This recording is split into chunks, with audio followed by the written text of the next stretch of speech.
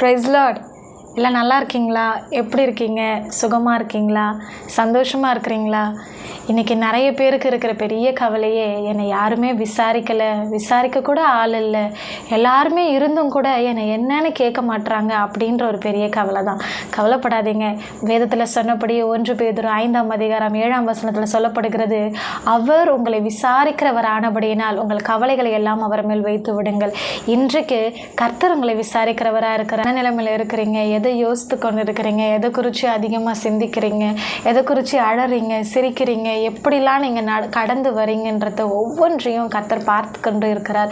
அதற்கு எல்லாவற்றிற்கும் அவர் உங்களை நொடிகள் தோறும், நிமிடங்கள் தோறும் உங்களை விசாரிக்கிறவராக இருக்கிறார். உங்களுக்கு நீதி செய்கிறவராக இருக்கிறார், நியாயம் செய்கிறவராக இருக்கிறார்.